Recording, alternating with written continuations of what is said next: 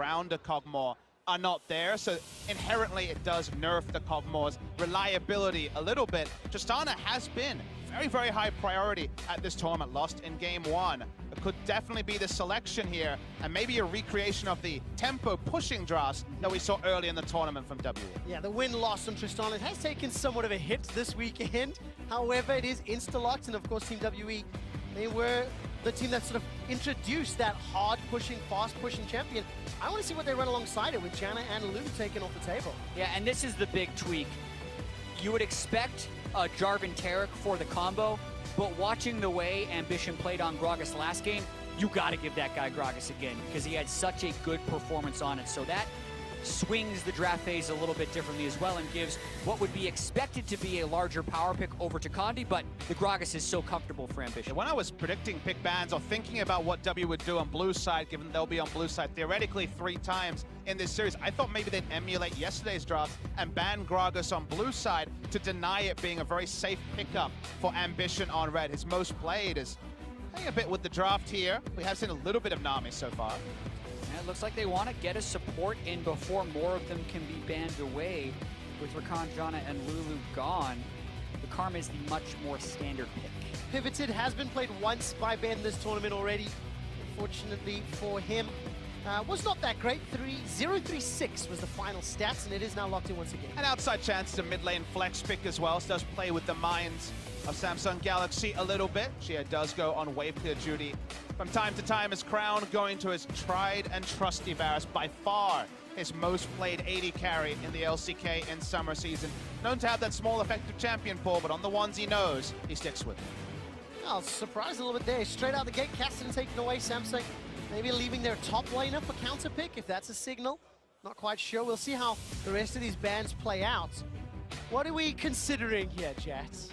Oh man, there is a lot to take in from the early draft phase, but pushing lanes is what Samsung is going to want. That's what they excelled with before. So the Taliyah is not necessarily a bad thing since they've already banned out the Caston, and that's why the Gnar ban makes so much sense for Team WE. So if we don't see a Taliyah ban right now from Team WE, I think we get a Taliyah pick from Samsung. They're returning to it even if it had no value in game 1.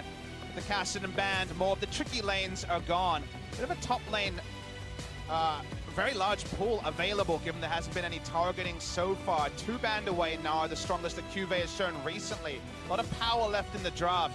Malzahar banned away. The Taliyah is looking clean, but the Shen also, that was so big for WE in game 1, could be taken here. And you talk about the download. That's a lot of changes from the last time Samsung has been on this side. They were the ones that opted into the change as well. All 5 of the first phase bans were the same until the Rakan goes in right there. Then they take the Shen away. Shogath is also up. That's a big pick for 957. They can give that through, but essentially, Samsung is tweaking and using the things that they have succeeded with so far. All right, QV has played Shen twice already, undefeated at Worlds on that champion, and for the 7th time here at Worlds, 957 will get Shogath. He's currently 5-1, this being game number 7. Let's see what Shie's going to run in the mid lane. We're going to see a little bit of a safer pick. This composition, if it gets locked in, a lot of versatility. There is some engage, some disengage, there's some tools that WE can flex. It's a very solid wave clear as well to potentially rotate Mystic through if they can get the early turret blood bot lane. Taliyah still available. Let's have that early push onto the Orianna. It's a good wave clear on both sides here. 2v2. Definitely gonna have a pushing lane for WE now that it's confirmed to be the Karma and the Star. Yeah, so much of this game will be about the early push and who can start that turret snowball. We have seen 2 very fast games in games 1 and 2 with the Nexus falling before 30 minutes. The Karma and the Ori and the Cho'Gath are all wave clear picks right there. Yeah. And then look for some invading jungle from Condi. I mean, you heard a bit of a gasp around the crowd when the Orianna was locked in for Xie. Actually has no games on it in summer season at all, so not a core tenet of his champion pool. So interesting to see a new pick come in for him, at least in terms of the recent history, right here in game 3 of the World Semi-Final. It's insane to think of Orianna as a new pick for any mid laner, but that's the case we have for Xie right now, and I think a lot of it was a denial pick away from Crown. They were a little bit worried about the Shen, Gragas, Ori kind of delivery system combo they could get with the Orianna, and it hasn't been a super meta pick so far. They have to pick it away. I mean, for such a staple of champion pools in the mid lane, 1 game in 2017, a victory a happy point, but a surprise to the fans and to us. And of course, it was something that featured in the ban pool, but it was WE banning it earlier in the series. So let's see how Xie can perform. We look at some of his stats. Definitely a player that his story is not told through statistics, but that Orianna can make or break mid to late game team fights as we play out game number 3 here in the second semi-final of Worlds. Team WE, the last LPL team standing, the 3rd seed from the region, 18-19. They've played 20 games already at Worlds, this being number 21. And they want to keep that streak alive and set themselves up for another China versus Korea matchup, but this time in Beijing in Bird's Nest. Yeah, and I feel like, especially with the way this series is going, Ben is going to have to perform in a big way. He got to play Jana 9 times previously between playing and now, never lost with it, but they had 2 support bans on Ben, and he hasn't looked good when pushed off his core champions. Samsung's download includes also stopping there from being an early topside invade like there was in game 1. Remember, WE invaded Samsung's red side, put down wards, then re-invaded their own red and picked up first blood. Samsung were not interested in that particular hijinks being recreated in game 3. Yeah, not this time around. And of course, game 1, the early kill setting WE up and setting Ambition behind. Game 2, Ambition shows up and picks up that great kill. Really starting well, dropping the Demacian standard on top of Crown's head, but I want to keep my eyes on Ambition, see how he shows up. We've talked about group stage Ambition and quarterfinals Ambition. Now it's game 1 and game 2 Ambition, and we'll see which is going to show up in game 3. Yeah, and I wonder if level 2 ganks are a possibility. That's a pretty aggressive gank pattern or trade pattern we saw in the mid lane. You all very rarely want to actually trade with the Taliyah level 1 because the Taliyah will outtrade you, but she went for that aggressively. Could be for the threat of the level 2 Jarvan. I think also it was for getting this very deep warded onto the Raptors to stop there being a super leash of sorts. It's a mid lane leash. But Ambition starting top side. Little cheeky stun coming through as Condi's actually joining them here. Well, JJ will spot it out. What does that mean? They didn't ping him, so that means they didn't spot him in that tri-brush. Does mean the only pathway straight through lane, and Condi is not spotted going to Ambition's blue buff. All right, very cheeky. Ambition's made his way north. Crown might get a ward on it, though. They're really on top of things. He does. That's really smart prepping. Now they can collapse on him. I don't know why Condi's sticking around. All right, Condi's now going to make it away with his life. Level 2 gets the knock-up, gets a good chunk of damage down onto Crown. Forced to run for his life. No movement yet from Xie. Xie was stuck in the middle lane. Has finally moved flash for flash. 4JJ looks for Condi, but gets to summon a heal from Xie as well. This is really delicate. Crown's still level 1, trying to get into the minion wave. Takes another Thunderlord's trade. Man, these games, the action, like trading levels, has persisted across all 3, just blow for blow from minute 1. Do love the flow-on effect, though, Jack. I love the fact that it was just a bit of a feeling. Like you say, they didn't spot the Jarvan in the brush, went for a ward to deny even the gank, but they went to the next level and said, okay, we thought he was there. Why not check the blue buff? Couldn't get a big advantage from it. Yeah, just credit to Crown and Ambition for being able to get those wards. Can't get the kill, but it's a pretty big advantage they potentially gained off of that. Xie also has used heal in the laning phase. Condi now flashless, so that really strong start the Team WE had in game 1 the last time they were on blue side. It's not the case right off of this. Take a look at Cube, moves in, gets that Scryer's Bloom pop, places a ward down. All information completely downloaded on the side of Samsung. They've got the entire playbook available to them. Now, of course, there is somewhat of a cost because of the shenanigans. Minus 10 CS in the bottom lane, minus 8 CS in the middle lane. So Team WE has got some advantages against the pushing lane or in the lanes where they can push. I mean, bottom lane is definitely going to be painful. No flash turret against already the advantageous pushing lane matchup of Tristana and Karma. So for now, under the turret mid lane for Samsung. Samsung Ambition just being a jerk. Yeah, no doubt. And we do have to pay a lot of attention to this bottom lane. Mystic is on a scaling 80 carry like Tristan. They have the winning lane, right? If that is the key for their success, which it has been, it's on Ambition and Samsung to try and shut that down. Ambition's setting himself up, but it's a difficult lane to get into. All summoners available, Ben and for Mystic. Body Slam not even going to reach.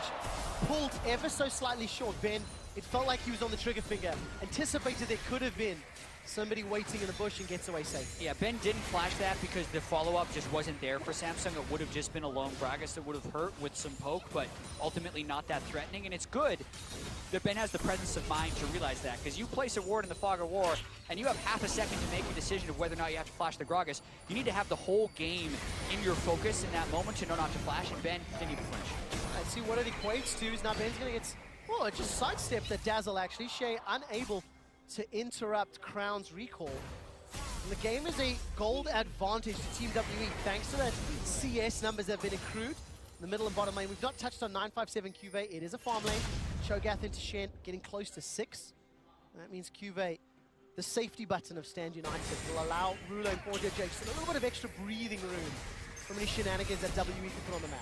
Yeah, and post 6 on the solo lanes, this bottom lane becomes a much scarier place and diminishes a lot of the strength you would get from the pushing Tristana and the Karma. A really good buffering there from Mystic. 3-6 though, they could be rather ambitious. Would they try for a dive? It would be incredibly ambitious. Their damage just isn't there yet. Yeah, maybe if heal barrier was down, you could try to make something happen, but with both being up, a little bit too risky there, so Condi will just back away. Do like the fact, we're going to compliment Samsung on their adaptations in draft and early game. Worth knowing that WE finding more pushing lanes, going for the Karma, also having very good wave clear in mid and top is an adaptation for them. Okay, Root is going to connect down onto Ruler. No flash for Core JJ, but they're going to try a 5-man dive here if they actually go for this. the knock up onto Core JJ. Remember, no flash. Shockwave comes back. Stand United was picked up. That's been interrupted by 957, but this should open up tower damage in favor of Team WE. Going to start hammering that one away. The E comes down from Mystic and will just pop. Where's the rest of WE? They're not sticking around. Get the Stand United without it turning anything around, but that's still just the top laner who can teleport in. They're applying as much possible pressure as they can while they have this window in the bottom lane. But it's so hard to actually DPS down a turret when Talia can rotate so quickly. When Shen, honestly, is happy that he was interrupted in that particular scenario because there was no more damage to follow, and he gets to stay in lane and keep pushing. Cho'Gath was held accountable. That means that Samsung really lose little apart from a chunk on bot lane out. Yeah, and Team W is playing on such tight timings for that play. They were there with She at level 6 before Crown was level 6. Crown couldn't match with that Weaver's Wall, but Cuvée did hit 6, just barely, and it was the ultimate of the Shen that ultimately saved Core JJ's life. And that means he gets away to fight another day, and fight we shall have. Ben gets caught up by the Dazzle, trades back and forth, no 6s available yet. Mystic and Ben continue to back away. Neither of these bottom lanes have been able to recall. Doran's shield and potion still available for Ruler and Mystic. And this Weaver's Wall going to cut off any potential escape if Mystic and Ben overextend. But it feels like they're playing just on the edge of safety. Even just the fact that he left lane made it so Mystic missed the cannon wave. So he is relieving pressure just in that moment. All right, nicely done. Good trade there between Shea and Crown has actually overtaken the CS deficit he found himself in. Thanks to that play, thanks to that focus on the bottom lane by Team WE. We're heading to the 10-minute mark and it's still even. Nobody's died yet, despite multiple attempts. It's like the what-ifs have been created, but none of the answers have been shown. Condi on the back foot the last couple of moments. Flash back up from the earlier plays. Top lane, it's been the island so far. What I like about this game, in contrast to the two previous, both junglers are kind of on a more even footing. Sure. Neither jungler's been as heavily hit behind. It's a 150 gold separating Condi and Ambition. Whereas both previous games, one or other party really got accelerated ahead, and it felt like it was a trickle that turned into a downfall. Yeah, and I think both junglers are actually behind the normal experience curve that you would come to expect.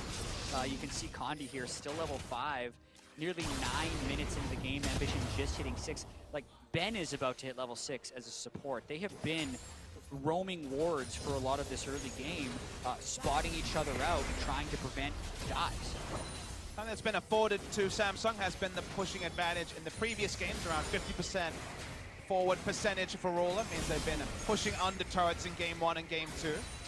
WE changing up their draft means that this game they have had the forward percentage. They've been ahead of the river, just to give you a visual indicator, and it means they have a lot of priority around the bot side here, specifically around the blue buff of Samsung. Yeah, I'm going to hurt that statistic that just popped up on your screen, and Cuvée also on screen just placed that blue buff or that Gromp side ward once again.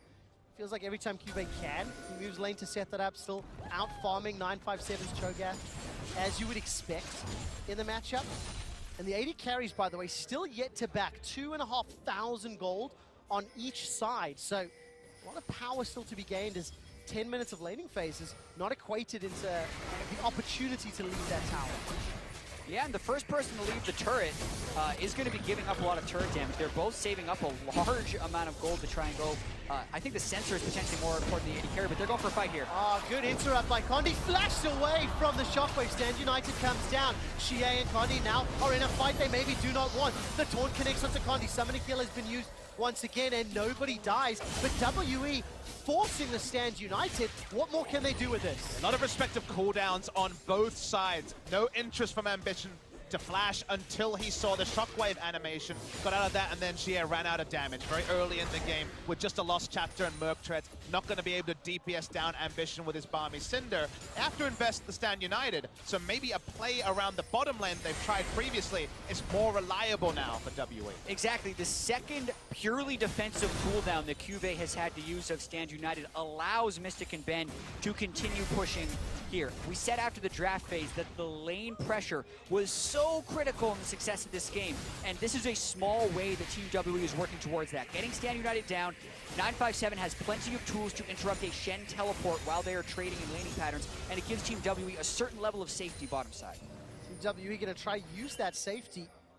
Every time we see Condi's really showing his face towards that bottom quadrant, really prioritizing that lane is something we've seen a fair amount, and still no back, still no absolute tower control yet, despite Mystic and Ben trying to keep ruling Core JJ defense. That's a small point, but an extended laning phase when you're going rage bait is really important. You want to back and buy a straight up rage bait, don't have the power droppers. We'll hold the point though. All right, Weaver's Wall comes down. There's no real follow-up. Explosive cast is on cooldown by Ambition. Ben doesn't want to play that one too risky. Flash heal over the wall. And I think the word we can use to describe all of these plays is patient. Yep. From both teams. They use the Weaver's Wall right away. Ruler and Core JJ are like, but the minions, I kind of want to finish them off before. The wall's going to be there for a couple seconds, right? And they wait. And then Ben also waits until he's in risk of actually dying before flashing over the wall.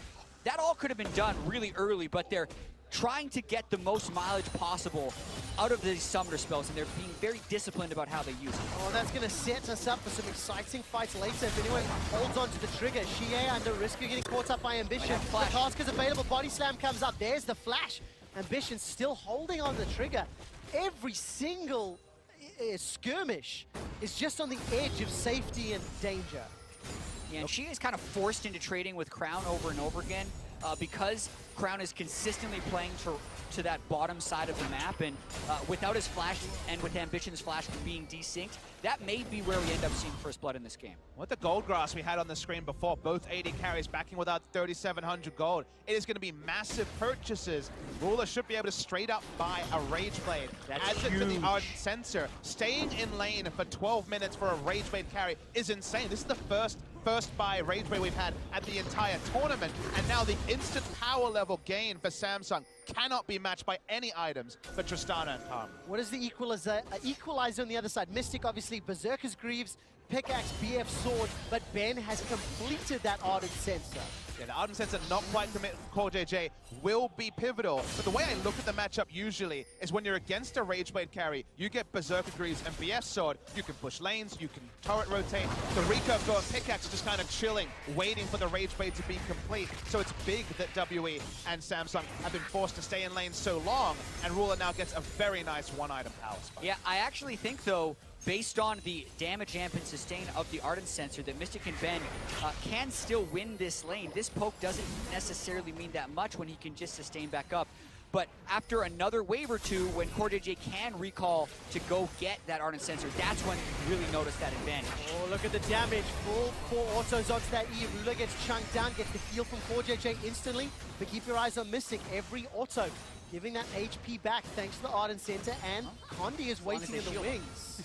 But okay, Stand United is up and available. Teleport is there for 957, and with QV backing on the minimap, you have to wonder if something is being set up. Looking down, Crown and Ambition making their way. This is going to be a gigantic party if everybody continues to pull the trigger. Weaver's wall not yet fires. Ben being flashless caused a level of uncertainty for Team WE to be aggressive, which ended up putting them in the right spot because that's what Samsung was looking to punch. But Samsung has to outnumber because of the Ardent Sensor being there, because the damage instant trades are being lost by Ruler and Core JJ. So once again, got a lot of the setup, but no payoff as the back start. And Tart's going to leave now just to get the Ardent Sensor. WE are just quietly farming up this lead. You know, Mystic now nearly 26 CS up. Small misstep there by Shie, but, you know, Righteous Glory picked up 4957. Shie and Mystic getting closer to their first big completion, and you have to feel that both teams are going to be fairly happy with this even early game because they both scale relatively well to the mid and lates. And they're both big-time team-fighting teams. Like, that's the point in the game that they really want to get to. I would say that Samsung has a bit of a hedge towards a 4-1 team and a split-pushing team, but still big, giant team fights. And Shie with Condi are going to be looking to pull off the Jarvan Orianna combo in team fights and have Mystic go off the backside and clean up. So, yes, the Rage Blade is a power spike for Ruler right now, but neither team is super unhappy about this game this year. In the super late game, I take Cho'Gath in 2 tank comps over the Shen and Gragas in the pure 5v5 just because Cho'Gath feasts on the front line. Shockwave inevitably going to hit some frontline members as it goes for some carries, and you usually have the first frontliner go down. So in the super late game, I look to WE, but super late game is very far away when we're only 16 minutes into the game. Well, it feels like we're going to get there, though. At this current tempo, neither team making a mistake yet. Oh, big burst of damage from Ruler. Getting the best of that trade with that Rage Blade stack as well as the Blighted Quiver. Exactly. Keep the Rage Blade stacked up. It means one hit gives him 2 blights. He procs it right away, and it's an untradeable thing for Mystic as he's kind of stuck under his turret at this current moment, and that's why Samsung is threatening. Keep your eyes on this dive. The latest Give it up the turret for it. The latest first blood at Worlds, gentlemen. 17 minutes and 41 seconds. A little over 70 seconds away. A tower will die before a champion does in favor of Samsung Galaxy. And what more will they take with it? They got the first dragon, they got the first tower, and Samsung are now in control of and the they couldn't get a deep ward down bot lane, so even though 957 with his trademark step out of lane, look for a teleport, there was no flank ward like the one that cost Cloud9 so dearly in game 1 of that quarterfinal. No ability to punish, so a free objective to Samsung. Yeah, and I think the threat that Samsung was putting on the turret justified Team WE backing off. The Shen ulting in on a Taric who puts Cosmic Radiance on everyone probably would have been first blood of the game, and then also the turret for Samsung. So I think the patience of Team WE, even though it hurts to just give up first turret when you're the Trist Karma lane, it feels bad, was the right call in the moment. Well, Samsung bringing a lot of power to bear. In fact, the Crown is even threatening as well as everybody else. So continue to play out this very, very, very extended laning phase. I mean, Ruler and Core JJ, they didn't leave their tower. They want to hold on to it. They came back down. I want to see where Mystic and Ben go after they've just backed and picked up the Infinity Edge. Because it feels like Team WE, they're the ones that are making the first swap here. Mystic and Ben, they've left the lane. Obviously, they have no tower left to defend. Yeah, and it is a game of inches as well at this point. 18 minutes in now, no first blood, but the vision control starting to creep up for Samsung. They've already taken first turret, they're controlling the red buff, they have the dragon. They are building these advantages slowly. To maybe dive the Cho'Gath, as Cho'Gath has been sent to deal in the 1v2 and almost supreme control of the bot side to Samsung. And as long as Ruler's keeping his Ginsus fully stacked, he is so much more threatening. He's doing a great job of that with this red buff. Yeah, Team WE cannot hold into the inner tower, so the second of the game will fall. Almost uncontested. Shie may be cut off by Crown. They're looking for more. They're going to keep pushing. There's no reason for them to back off. All right, Shie's now joined the fight. This is a 4v3 at best. Wave clear of Orianna and Cho'Gath will buy some time. Team WE will pick up their first tower. It's still an even game in gold as we get to this 20-minute mark. And in comparison to the 2 previous games, where it felt like the winner had already been dictated and decided, this is obviously the most even of the series. And now we get to see who can flex their mid and late game team fighting skills. Both teams comfortable in the late game, historically within their own regions. Yeah, and right now, Samsung is doing a really good job of working around the Rage Blade power spike. That's the one-item power spike that Tristana doesn't get. The Infinity Edge needs to have the static shiv counterpart, and then I feel like really kicks in a high gear on the second Zeal item. So Team WE is just trying to withstand this storm, but Samsung getting more out of the Rage Blade power spike than many teams have so far at Worlds. A lot of that from just being able to keep the laning phase going till both AD carries had over 100 CS. A jungle gank comes up, someone has to back with a flash down. They don't get the Rage Bait as a first buy. But extending the laning phase that long was the only real advantage either team has gotten the entire game. And you see how safely Team W played around Riftchild as well. It started that one off, instantly backed away the moment any sort of Samsung presence was shown. So that one's going to time out. No Herald today, in game 3 rather. Dragon will be coming up in a minute and a half. Samsung picked up the first one. 1 towers to 2, but still an even gold game. Just setting ourselves up for some big, very, very pivotal fights. One confident, one strong victory can lead to a Baron, can lead to absolute map control and vision control. A lot of pain here. Red buff and the Titanic Hydra complete. All 957 can do is run away. Has to completely concede the wave, which means Cuvée is free to ultimate, which then makes it more difficult for Team WE to defend this turret. Knowing the Shen ultimate could come in and die, Mystic has to cede a lot of ground to rule it. And it's so important that they got first turret on bot side, because now you send the 4-man unit top side, Shen can join instantly. The Taric Ardent Sensor Baron threat is something we always talk about, but it's so real if Samsung can cement control on top side, and to me, steps towards that, get this top lane turret, take down mid, and then Baron's on the menu very short. And there's a very real chance this could be a game where we see first Baron before first blood. It depends if they are disciplined enough to set up this bottom side play, and Team WE doesn't try and orchestrate a Jarvan and Orianna play to burst in before the Taric ultimate can land, because if Samsung keep prepping around this mid lane and top lane turret, they could get something to happen, and it all depends if W wants to sit and defend. Mission. Well, they're going to look for it. Dead. First blood will be picked up by Ruler onto Xie, the latest of World 2017. Tower is the focus as well. Going to drop that one. Third tower of the game. But that only happened because Team WE tried to defend, in which they were not equipped to do so. The waves are out of position. That could have just been a turret and not a kill for Samsung, but they end up getting a little bit more. But for Samsung, it's surgical, Jat. This game is what they wanted to do in game 1. Disarray in the early game meant they couldn't hit their power spikes. They fell behind. They lost this game. It has been the sort of control game. Samsung are the sort of team that could win a game with 0 kill score, because they can play around side lanes well. And you talk about things like the gap, which is a big thing. We'll hold on to that point, though, is in the mid lane. I'll hold on to the gap point because the Gragas play here, very nice. Yeah, and you can see Xie doesn't have time to react. Had maybe 0.2 of a second by the time Ambition showed before he was instantly CCG'd to death. Then they get the turret afterwards, no problem.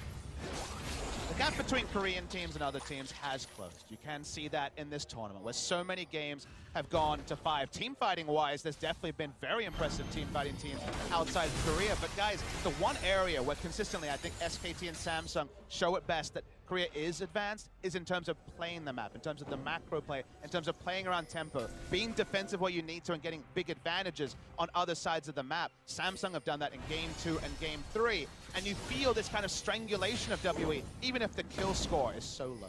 You also have to wonder, though, how much advantage can Samsung get? Because they need to have a lot. They need to play around this Baron, unless WE can get the fight. Body slam was interrupted there. Kanji still got Cataclysm available, but look at the Radiance. That's going to buy so much time. Now it's a 5v4. Good shockwave in reply. 957 gets the feast out. It's a 1-for-1 jungler for support. Cuvée gets a taunt up, knocked back, and Xie's dropped down. His flash means nothing. Samsung Galaxy are running away with this fight as they're trying to run Ben and Mystic down. Mystic takes a couple more volley shots to the face and ends up being a 1-for-3 in favor of Samsung. And there was 21 minutes of pain leading up to that moment of the surgical demolition from Samsung. WE goes for the fight, but they just don't get the clean initiation. The Taric ultimate ends up going down, and they just clean house on Team WE and now have the large lead they have been building towards for so long. And the adjustment and pick of bans is no clearer than the Shen that was prioritized in the second round. The Shen able to use here, used on Ambition, huge shield coming through from both the Shen, opposed to the Colossus. Watch the Shen particularly, get the first kill onto Kondi, he's all alone. The taunt here from Cuvée after the shockwave onto Xie and multiple members turns the fight. The start at 1-for-1. And then watching the end of this fight, the taunt chained into the seismic shove. Beautiful. What takes Xie out of the fight was still a relatively close fight before that moment, but in that big moment, they do out-execute. And look at the gold difference. So a bunch of kills, Baron secured as well, and a 5,000 gold lead Samsung Galaxy are ahead in every single metric, and they played the map beautifully already. Now it just gets easier with Baron. And they have silenced this crowd as well. These are the demoralizing types of games you talk about. Team WE already lost with the Jarvan Galio, the dream composition for themselves. And this game, Samsung has just lulled them to sleep, but are winning in all of the lanes. It was about the push. That's what we talked about. They had the push in so many different ways, and they're getting aggressive only when they need to, making it feel a little bit hopeless for Team WE. Can WE even really get on the board in this game? Because they need something to get some momentum back. Safe objectives for WE to pick up have dwindled minute after minute. Minions became harder. Their jungle camps were contested. Wards were moved up, and now with an engage comp, which is really all you can describe WE's comp as it stands right now. There isn't an engage they win. There's not a 5v5 fight, even with like the Rumble Twitch that we saw in Game 1, that really looks realistic to go their way. And Samsung keep pushing up, and all WE can do is be second to a rotation and hope for a Samsung mistake. Yeah, looking at the timing there, as soon as Rula and Cordia J made their way to the tower, Cuvée was waiting in the wings, potentially setting up a dive from behind. The moment there's not a clear push, go back, shove the next wave, and roam to middle. Remember that it's not been a perfect game from Samsung. The two defensive Shen ults stopped them from being picked earlier, delayed the game. The Shen's power, just in saving them, a couple of mistakes early game, have allowed there to be largely a good performance. But if those mistakes lead to kills, it's a very different game. Yeah, it prevents any type of snowball, though, because they had it. Right? So they were playing defense where they had to, so they can continue to apply the pressure in the right places.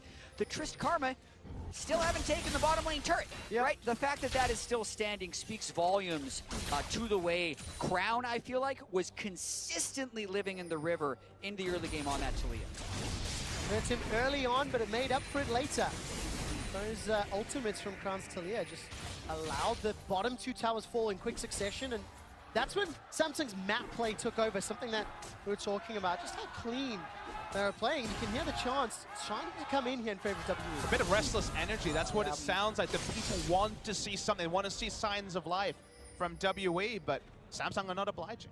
Yeah, and games like this, where it's 4 kills to 1, 26 minutes in, make it feel very much like a strategy game, which allows you to kind of dissect the team compositions and what tools they have in these moments. And the Taliyah is so key for them right now. The fact that they picked the Shen, Xie decided not to go for the Taliyah, which could have given them more bot side pressure, afraid of whatever Crown's counter pick could have been to the Taliyah, is having a pretty large output onto the state of this game. I mean, it feels like we're watching a Civilization game, and it's an economic victory coming through from Samsung. There's been no bloodshed. 5 kills, most of which were in one single fight. Otherwise, the economics show you very clearly it's only gone in one way from 15 minutes. They got standing gold. They made some mistakes with 2 defensive Shen ults before this red side graph started. And from there, it's only been one-way traffic. It has been, and now Samsung need to get through the wave clear. There's one thing a Team WE do have. Obviously, the Orion and the Cho'Gath can help, even more so in Mystic. Almost 2 shots the wave and Ruler. But man, oh man, WE now need to look for a mistake or look for a magical engage before the Cosmic Radiance land in order to turn around this gigantic goal deficit. Yeah, and I think Samsung is just in a holding pattern now until the objectives come back up. The second mountain is now up. With that 1-3-1, they pushed Team WE into defensive positions, making this ring uncontestable. They already have good control wards in the blue buff of Team WE, which preempts the Baron Vision. Samsung, they've played this game before. They know how to start off the game, and they're just going through the motions right now. Really nicely done. The smaller side, I would have loved if they delayed it 30 seconds and just forced the 35-05 Elder Dragon, you know, just in case the game doesn't end before then. Speed up that process. Irrelevant, however, it's just something I'd like to see coming in more. They probably wanted the Infernal Drake. 2 mountains in a cloud, they're just like, well, what's it gonna be? The Infernal would be nice. They get another cloud. If they knew it was a cloud, they would have waited that 10 seconds, but they're willing to roll the dice. Either way, Samsung just in an absolutely great position. You know, closing this out will put them 1 Nexus kill away from a 2016 rematch in the finals with SKT. Samsung continuing to, I don't want to say surprise necessarily, this was a series where they were favored, but if you had said at the beginning of the tournament that it was going to be a Samsung SKT final, it it would have been a shocking thing to state. Absolutely. Longzhu were the big favorites from Korea. SKT are always SKT. But Samsung, impressive in fits and spurts. This has kind of been the story of this team who, in terms of actually making it to a regional final, LCK final, they've never done it since that famous Samsung Blue lineup made the finals. Since they came together as Samsung Galaxy at the start of 2015 with all those players moving over to China, they've never made a final. In fact, when it comes to Gauntlet playoffs, they're 0-9 in the postseason. They haven't won a single game towards getting to one of those regional finals. It'd be an absurd world where a team could win the world final potentially, having never won their domestic league. Yeah, and Team WE, even though they won in spring, were the third place team in the summer split. But even refocusing in on this game, there is still the slightest of chances that Team WE find the right team fight.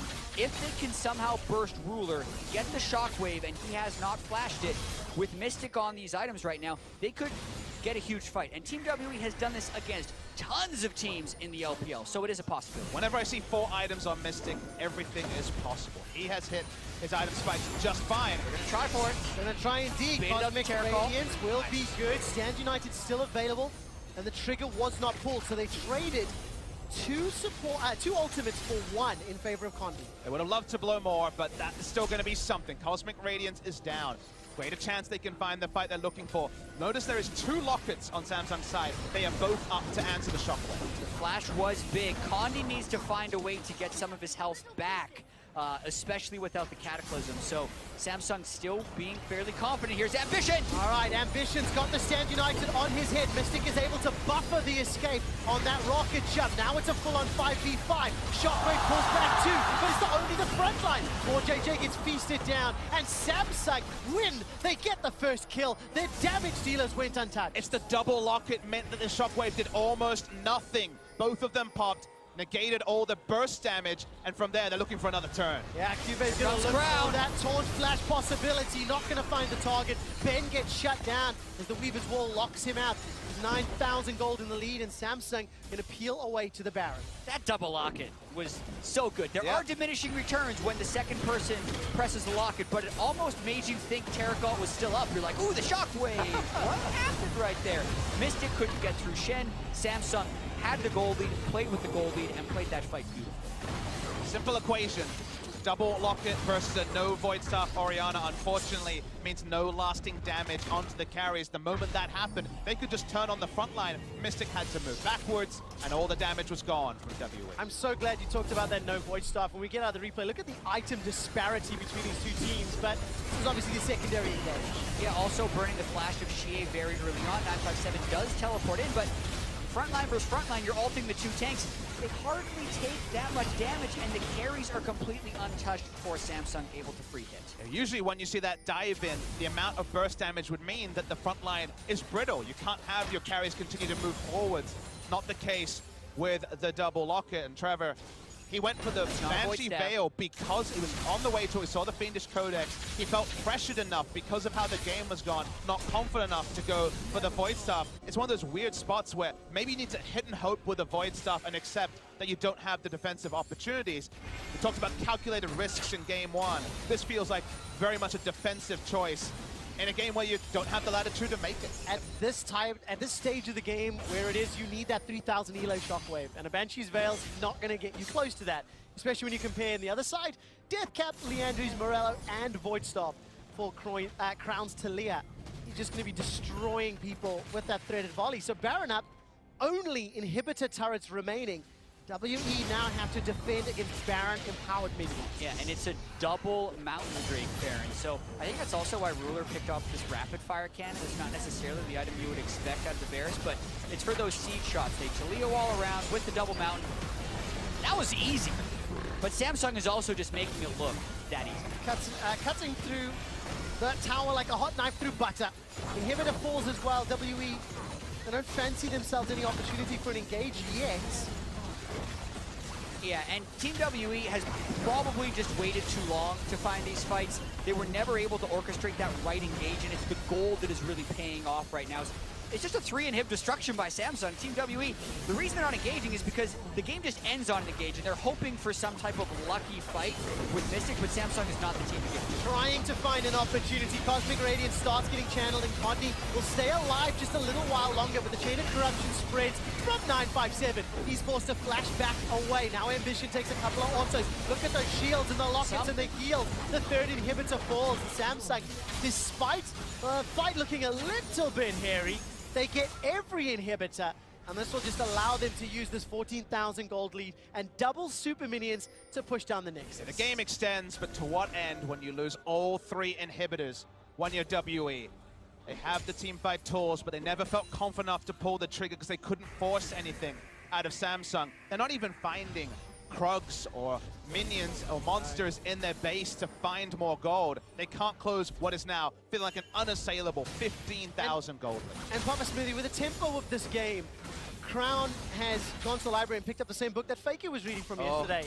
Got himself 9 stacks on that Medjai's. In 35 minutes, there's the next dragon, not an Elder. However, this game may be over before that even gets a chance to spawn, because Samsung, they have just absolutely controlled what felt like every stage of this game. It's just so demoralizing if you're WE, this team that fancy yourself in a late game team fight. You would have been happy with the pace of the game being slow, but they kept slipping. Maybe they weren't even conscious of it, but every second it slipped a little bit further, a little bit further, a little bit further. We could identify it, but it was so small at the time. But now it's turning into a much faster pace because this game ends when Samsung chooses for it to. 3 inhibs down, don't even need the Baron because there are 6 super minions that can crash at the same time as they prep this push, and they're even just pulling them off the turret with another Talia wall. Yeah, that rapid fire cannon's gonna keep Ruler safe as well if needed. There's the engage from Condi, can't even finish the Cataclysm. He just gets dropped where he stands.